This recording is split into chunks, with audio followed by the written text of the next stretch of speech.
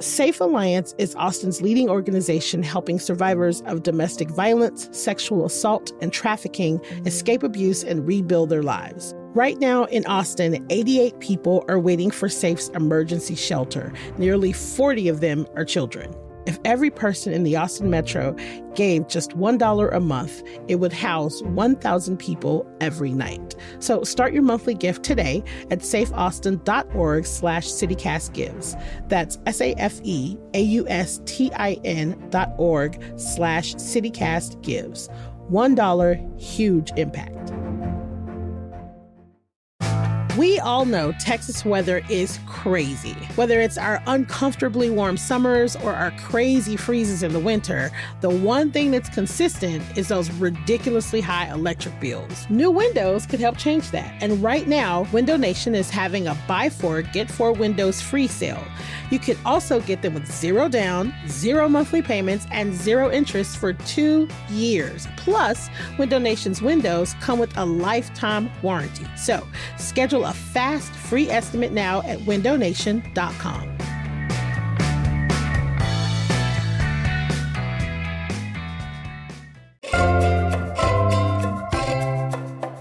We all know Austin is changing, and that change is showing up everywhere, including Austin's comedy scene. So today on CityCast Austin, we're revisiting our conversation with 2 comedians about how Austin's growth, for better or worse, is reshaping what's considered funny in this city.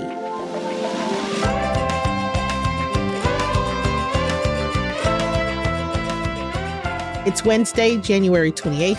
I'm Nikki Devon, and this is what Austin's talking about.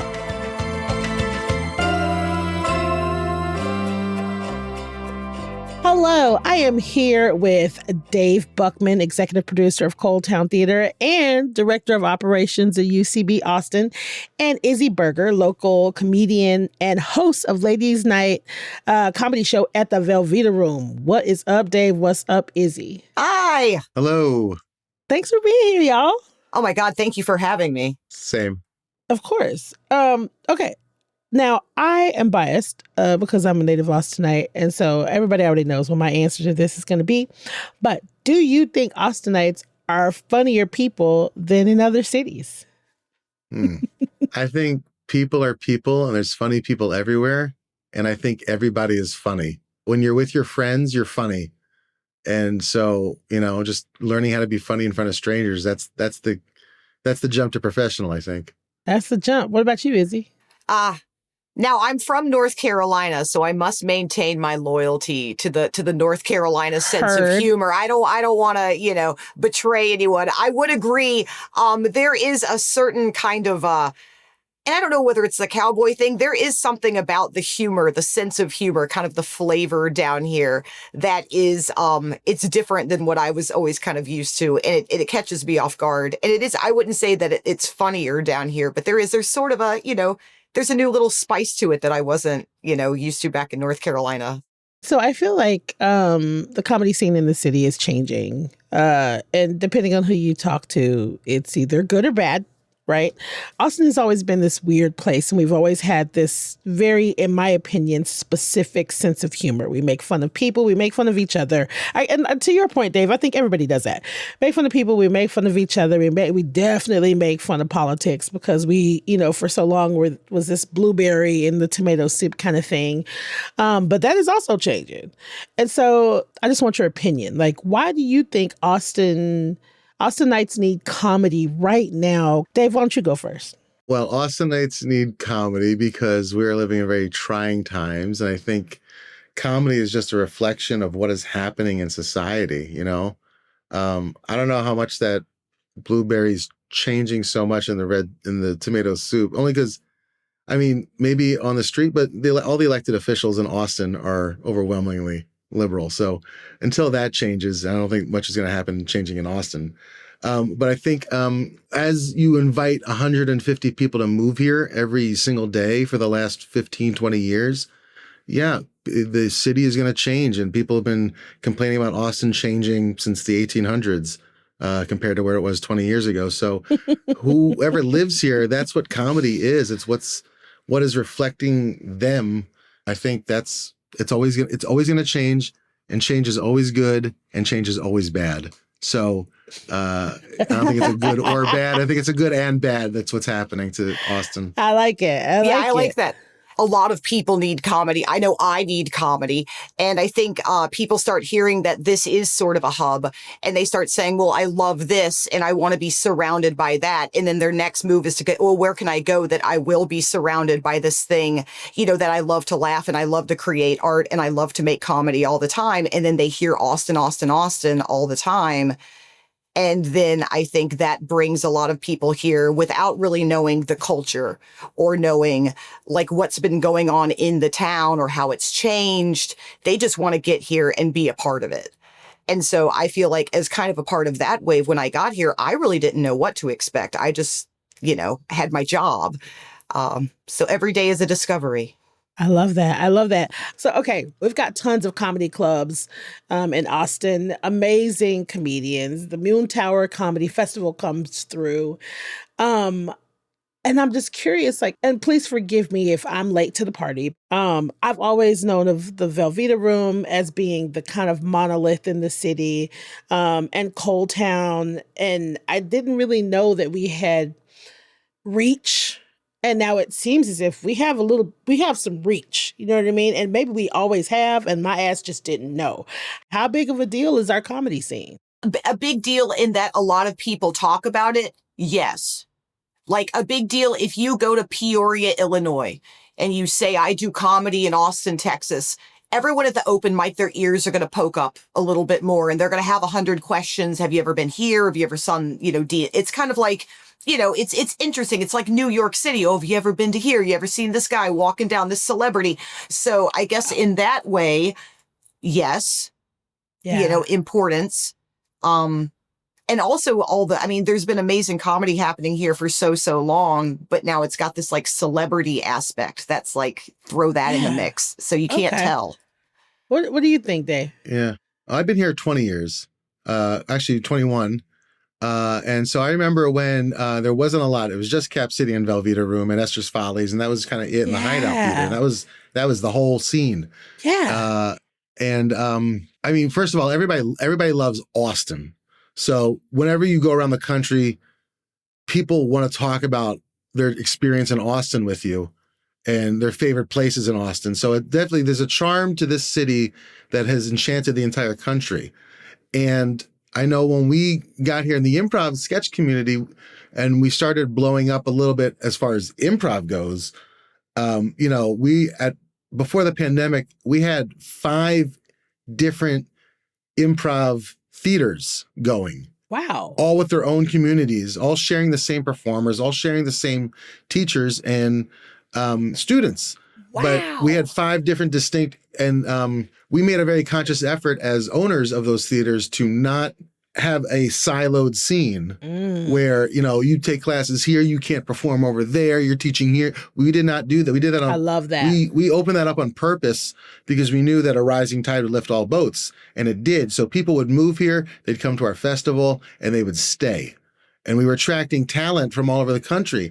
And I think that's kind of what ended up happening, because that's the kind of vibe that the Austin music scene has, that the Austin art scene has. And of course, once the comedy scene got to the point where we were sending, you know, people like Vanessa Gonzalez out there and Dismukes on Saturday Night Live, and Noah Wells on Saturday Night Live, and Devin, you know, all these people started like getting national prominence. Maggie May, Daniel Rugg Webb. Love Daniel Webb.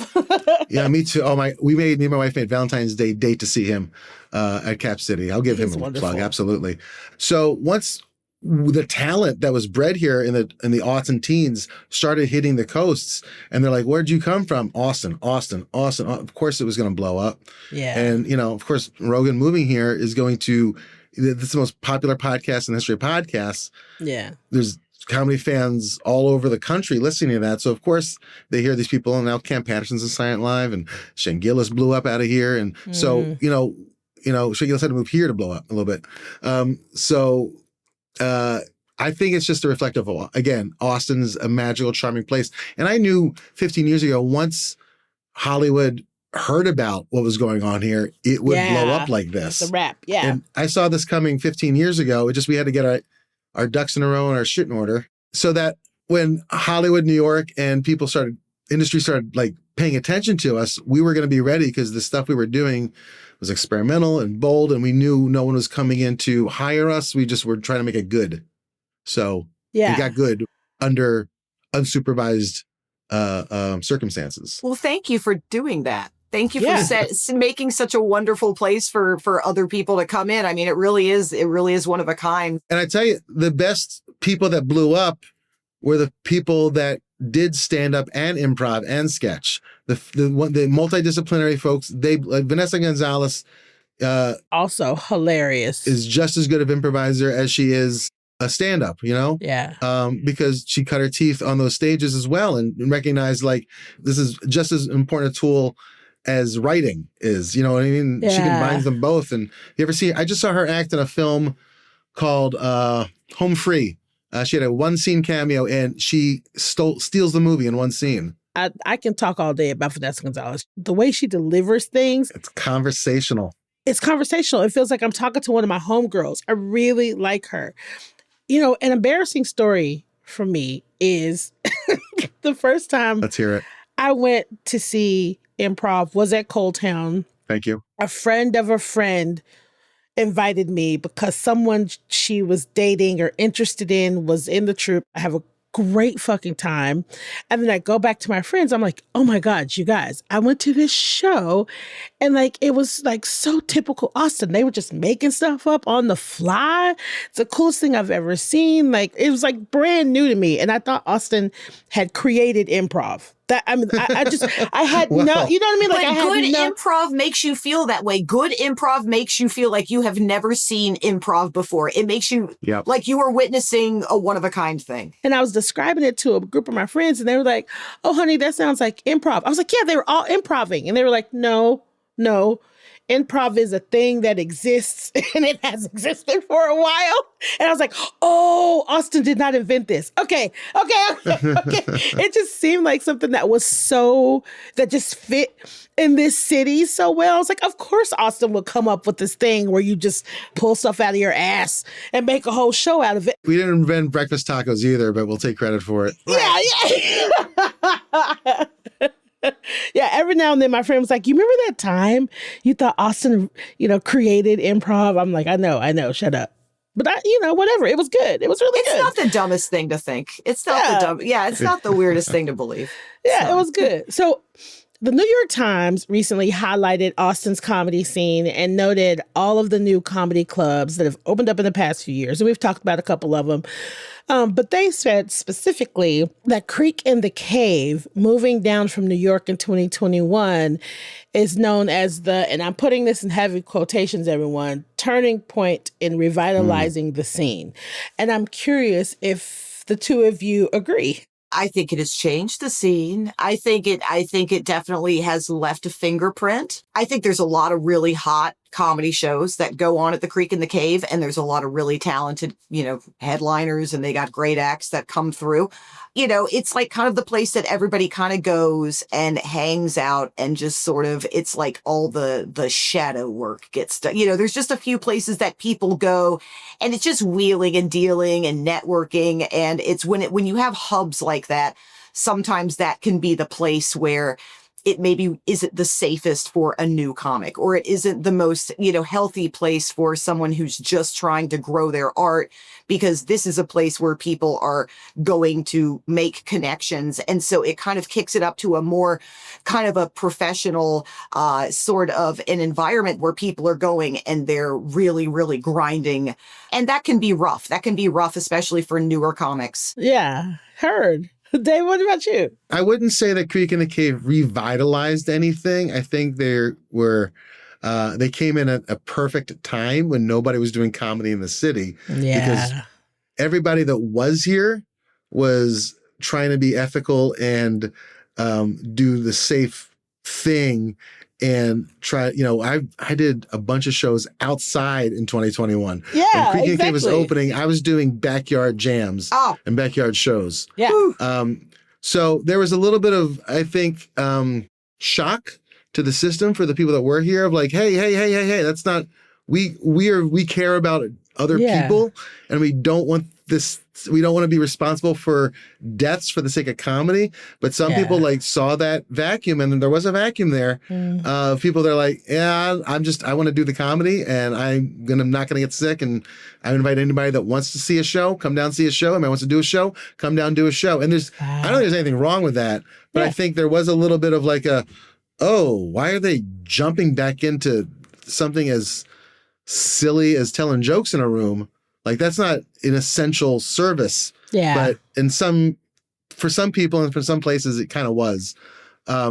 So I would say they revitalized something. I'd say they vitalized a dormant scene, but the scene was strong, and we were going to come back just as strong because we were about to pop before that pandemic. Yeah. Everybody was about to pop and get bigger and bigger and bigger. And we just kind of like put a pause on that. And in that pause, Exactly. And then everybody came back with that. So everybody that was here came back on top of that. And that's where that scene got huge. That's where we blew up.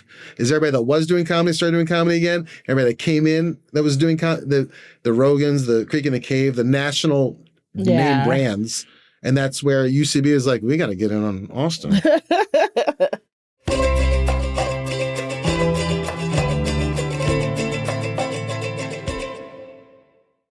Murder on the Orient Express steams onto the Zach Theater stage January 21st through March 1st with intrigue, elegance, and jaw-dropping 1930s grandeur. Agatha Christie's iconic whodunit is packed with twists, deception, and edge-of-your-seat suspense. Now, if you've never heard of Murder on the Orient Express, let me paint a picture.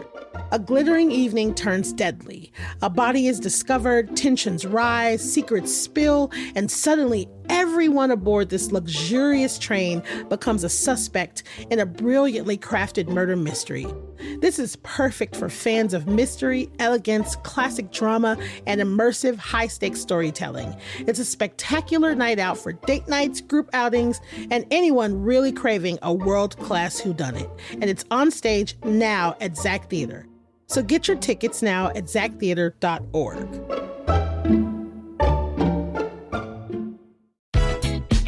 Fun is in the air this February in Brenham.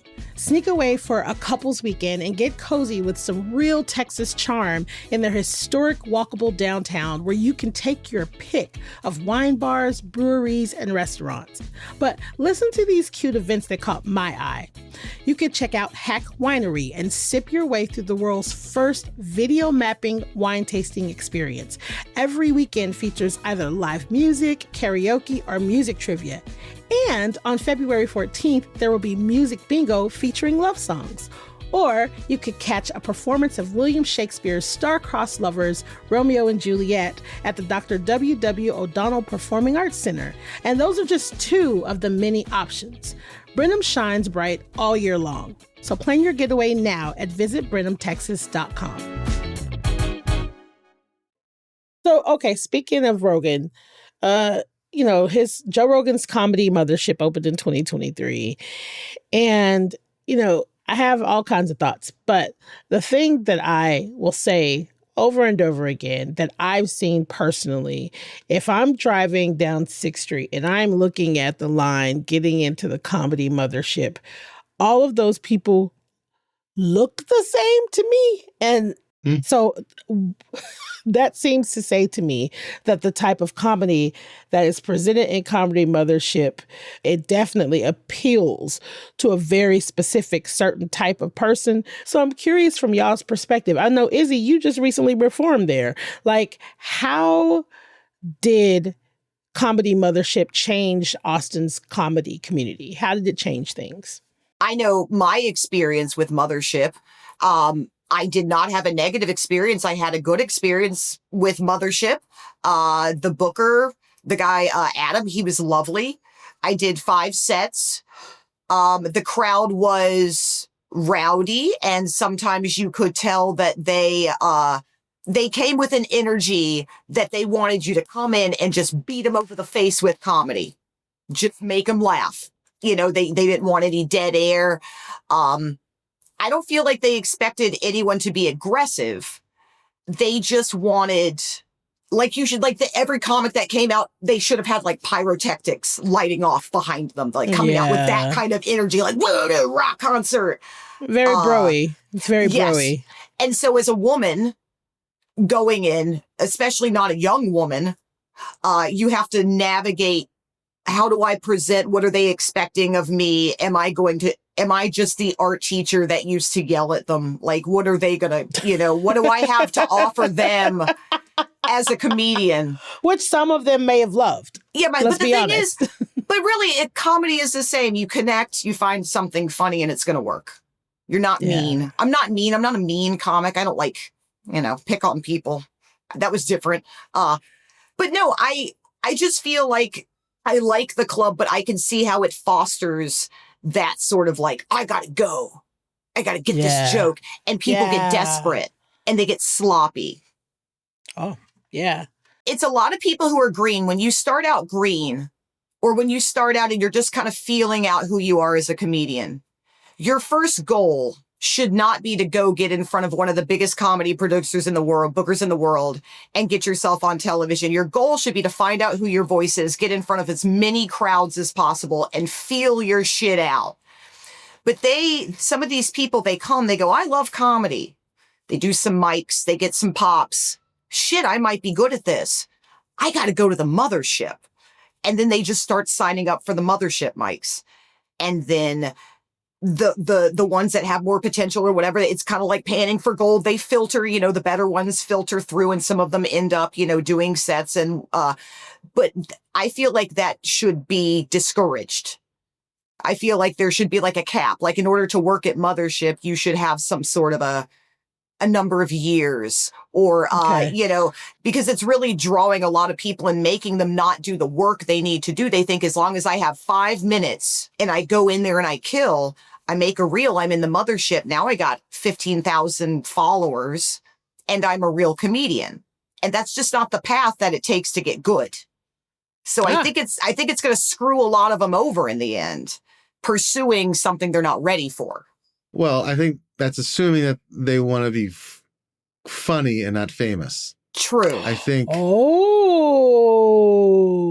look at that. I think that is the goal of a lot of kids that start comedy right away and want to try to figure out those shortcuts. You know what I mean? There's no shortcuts. I mean, it took me 20 years to really get good and confident with what I was doing in improv. You know what I mean? I'd go through 3-4 year ruts.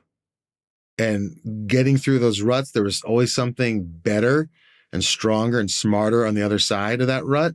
Yeah. But I'd go through like those places where like I'm not good at this anymore. Yeah. But still doing it and trying to figure it out, right?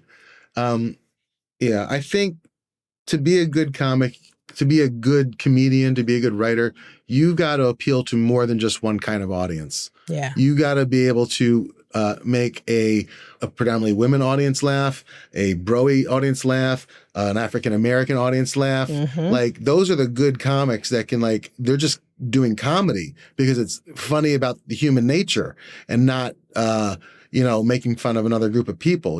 I think a lot of people that start out, especially the folks that start at the mothership and they don't really evolve beyond those walls, they hear a laugh, and a laugh they are equating, they think is funny. But very often the laugh they're getting is the shock of somebody like not knowing how to react to something shocking. Yeah. Sometimes there's a laugh reaction, and they're mistaking that punching down energy, getting that shock laugh. That's not funny. That's just mean and startling somebody. Yes. Yeah. I don't know what to do, so I'm laughing like, Exactly. Yeah. Mm-hmm. And so for them, a laugh is a laugh is a laugh. Is it funny? Or are you just picking on somebody and you're tapping into somebody's bully mindset to make them laugh? Because, yes, babies falling down and crying, that is so funny to me. And I know that's a mean thing to laugh at, but geez, I will laugh at that every single time. Old people cursing is so funny to me. Yeah, you know what I mean? So there are things that like are mean that are funny, but I think when you are in that environment and you're hearing the laughs and you're like, I got to get the laugh. And the easiest way to do that is to put somebody else down. That's where you're gonna tap out and hit your ceiling very, very quickly. Yeah. It's lazy. And to that point, so this is one of my biggest issues of booking a regular show down on 6th Street. At the Velve, which is like a block up from the mothership. So we get a lot of the spillover traffic. We get a lot of the guys that like weren't able to get tickets. We get the people like, they were too drunk at the last minute. They come into our club and they're great. They're great crowds because they're excited about comedy and they're like, hey, we can't go here. We're going to go here. So booking a women's show, I book predominantly women and then I'll have one man. Our diversity hire. We kind of give them a hard time. Like, yeah, you're a man, you're lucky to. You need a token. Yeah, we do. Yeah. And it's always kind of like a fun spot because when the guy is clearly like an ally and he's a good person and also a funny comic, then it just makes the show better. It's there. Everyone's supporting. In the end, oh, there is no gender. We're all the same. We're all funny. La, la, la, la. But I've booked a few of these guys. I want a spot on the lady show. Give me a spot on the lady show. And I say, now you got to you can't, this is for women. So you can't, there's certain things you can't talk about. And, oh, I know that. I'm like, you're so stupid. Of course I'd never say that. They get to the show. This has happened 3 times. They get to the show and they go, oh, I'm going to get them. Wait till they hear what I've got. They're going to be pissed when they hear what I have to say. And I say, are you going to go up and insult my crowd now? And they're, oh yeah, I've got some. And they look at me like I'm going to get all, wee, like good for, yeah, thank you for making everyone upset. Like, so, and I've literally, like, there's guys I won't book again because they kind of presented like they were aware of the gig. But then they got there and they said it's a room full of women. Instead of saying I can make them laugh, which they knew they couldn't, they just pissed them off. They pulled like a Matt Rife. Let me see the most offensive things I can. And then they took that offense as some kind of success. And they walked out like the cat that ate the canary with a grin on their face. Like they had a great set. And that's when I knew something was wrong. It isn't just the guys. There's some, women that are just nothing but shock value too. Somebody told them wrong. Yeah. Along the way. Someone gave them bad advice, Yeah.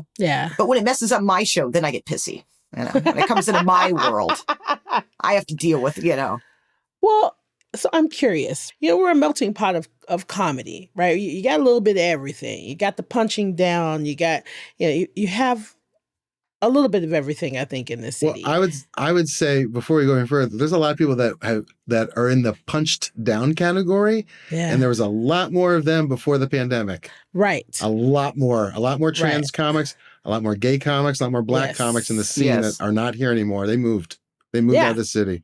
And I can understand why. I can completely understand why, Same. And so it feels to me like when I heard that UCB, and for those listening, UCB is Upright Citizens Brigade. It's huge. And so when I found out they were coming to Austin, I, for one, got super, super excited. How do y'all think that UCB coming to town is going to change the scene? UCB coming is going to elevate the level and talent and polish of the improv in this town. I think we got very good at being okay with mid shows. I think UCB is going to put a little polish on that and sharpen our skills up. We're going to be able to get a lot more acts that have come out of UCB to kind of visit Austin. We're going to be able to send troops and shows that are developed in Austin to New York and LA. Yes. And we're going to move. We're going to find a new spot in a couple of years as well that's bigger than what we have now, a little bit more walkable. We'll be a presence downtown for a long time to come, hopefully, with a new kind of comedy that a lot of comedy fans aren't even familiar with. People who love comedy, who have never seen improv before, are going to, like, their faces are going to melt. Because when you, like what you said before, when you see a really good improv show, it is mind bending. It really is. And there's a lot of bad improv out there for sure, around the country. And, student shows are hard to sit through. I have a hard time sitting through them myself these days, but when it's transcendent and beautiful and smart and well-read and, really challenges you on a personal and ethical and, emotional level, it's the coolest thing in the world. So I can't wait for Austin audiences to rediscover not only what improv is, but what UCB style improv is, which is very comedy driven, very comedy driven. It's about distilling the funniest idea quickly and building on it right away, which is something that the Austin improv scene hasn't had yet. Yeah. Yeah. I think the good thing that other than like, because I've been obsessed with UCB since I was a kid. Like, oh my God. It's just like when I read it, I had to read it in the paper twice. I was like, no way. But I think one thing that, besides craft and talent and traveling shows, which are magnificent, UCB is going to bring something that has joy in it. It's nothing but joy. It is without ego. It is without pretension. It is just pure, people working together, and it makes this amazing product that will never happen again. And that's something in a town where comedy sets are repeated over and over again. People go from one club to another. They do the same set. They try new jokes, but there's sort of a formula. There's sort of a whatever. To have something that is not only a celebration of just complete spontaneity, but also joy. Also, it's okay to be funny and also like yourself. I love that. You can be funny and have a good life. But I'm really excited about UCB because I think it's actually going to cure some depression in the comedy scene, just as a whole. Yeah. I love that. It's very collaborative. I know so many people that have found their best friends and their bridesmaids at Cold Town and their life partners. There's Cold Town babies, people who never would have met outside of Cold Town that have had kids. It's an insane way for funny, smart people to meet each other, collaborate, cohabitate, and just build things together. Love it. You don't have to do it by yourself. Yeah. I love it. You both said something earlier, or you alluded to something earlier that I kind of want to go back around to for our last question. I won't speak for everyone, but I think that sometimes there's this belief that if you're funny, then you're a comedian. I host shows, and a lot of friends are like, oh my God, you're so funny. You're so funny. You should do comedy. And I'm like, it's one thing to be just like a funny human. But being a comedian, to me, in my opinion, is different. I'm curious, like, let's just say this person's a funny person objectively. What's a good way to tell if you have the chops to become a comedian, to even put your foot out there, to even try? I would say open mics and level 1 improv class. There it is. The Fallout, the Hideout, Cold Town, Merlin Works, and now the Seed, and even Comedy Sports. Those are all the improv houses in town. They all have a jam. They all have an open free jam where you just kind of show up and just play and see if you like it. They all have a beginning trial class. If you just want to dip your toe in for an hour and see if you like it, they all have that. And they all have level 1 class. There's so many open mics in this town. ComedyWham.com. Go to ComedyWham.com. They list all the open mics. They list all the showcases. They list all the showrunners for all those open mics and showcases. That's it. Well, that's amazing advice. That's part of what I probably would have said as well. I think probably mentorship, some kind of someone that is a trusted human being that has done more than you. If you can just find a few trusted artists that you really look up to their work, they will give you the kind of guidance that you might have to dig yourself out of a few holes just screwing up. They might give you some good advice. Yeah. And I would also say seek out different teachers. When I went to Chicago to learn improv, I did classes at Second City and Improv Olympic and the Annoyance Theater. And I found brilliant teachers at all three, teaching me 3 very different approaches to the work. And they're still my mentors. And there's stand-up classes. Rochelle McConico teaches wonderful stand-up classes. She's launched a lot of stand-up careers here in Austin. Wow. And Fallout, Hideout, Cold Town, and Merlin Works all teach improv classes. So get on it. I love that. So who can you guys give me an up-and-coming Austin comedian that people should keep their eye on or go check out? Yes, absolutely. Who? I will give you a list. Liz Splatt. Aya Aramir, Nick Murphy, Martin Phillips, Ooh. Kat Swantner. And there's a couple, I'll probably think of more. Nice. Even after we're done recording, I'll be coming in. But no, I'm constantly meeting these amazing, brilliant comedians, and they come in, do my shows, walk out onto 6th Street. I might never see them again. Maybe they'll come back with it. No, there's so many talented people that don't get the props that they should. So anytime I have to gas up my comics, I absolutely will. But yeah. Hell yeah. But absolutely, yeah. Follow any of those people that I just mentioned, please. They're so good. They're so good. And I'll give you a list of the improv and sketch shows around town. Yeah, that please, I think you should check out. So All Night is a wonderful, amazing improv troupe. I'd say Father Figures, we're a great sketch troupe. Parallelogram of Phonograph, probably one of the best improv troupes in the city. They've been doing it for like 20 years. The Knuckleball Now is one of my favorite improv troupes. They have, let's see, what else? Mysterios, The Real Housewives of ATX, Fuck This Week in Garage over at Fallout. Austin Secrets is a great show at the Hideout. Wow. And I'll give my own shout out. Friends for Now is my improv troupe. Thursday nights. Hell yeah. Friends for Now. Oh my God, this is awesome. And when is and Ladies Night Comedy Show is every week on what day? So as of November, Ladies Night is now going to be a once a month show. It's going to be the first Wednesday of every month. And then the other 3 Wednesdays are going to be a mixed showcase that focus more on really making these shows, running a weekly show every single week and keeping the lineups fresh and focusing on female comics is a tremendous undertaking. And there are a lot of female comics here, but once again, we represent about 6 to 12% of this actual industry. So I really want to make these lady shows as fire as I can be. So we're going to do once a month and make it like a kick-ass ticketed, big event. And then the other 3 Wednesdays at 9, it's a showcase, which we'll have the women on it. We're just throwing men in. We're basically throwing men in on the other 3 weeks because there's so many of them. They're like rocks. They're just like rocks everywhere. It's like we're filling our driveway. Yeah. So, but Ladies Night is every first Wednesday at the Velveeta Room, and you can follow their website and their Instagram. Bring your friends, get drunk. We'll make you laugh. Nice. Yeah.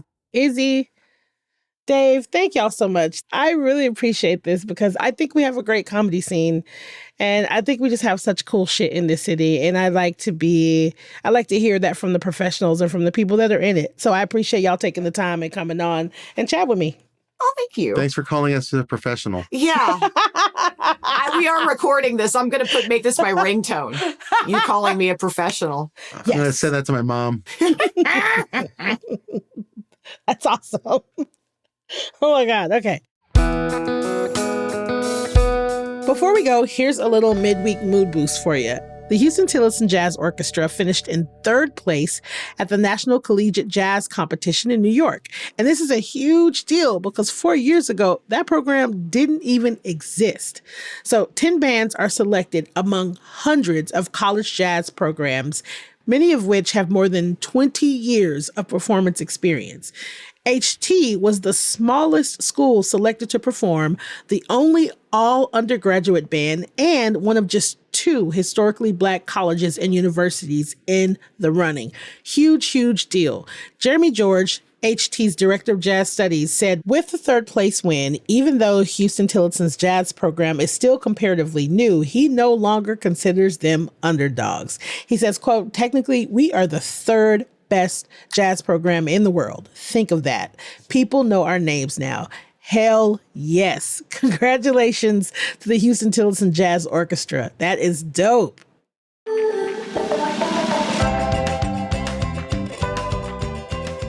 That's all for today here on CityCast Austin. You can find links to Coal Town and Ladies Night at the Velveeta Room in our show notes. If you enjoyed the show, why not tell a friend, rate the show, take them to a comedy show, leave us a review, subscribe to our Hey Austin newsletter, and, as a reminder, if you really love us and you like what we do, support us. Become a neighbor today at membership.citycast.fm. We'll be back tomorrow morning with more news from around the city. Bye, y'all.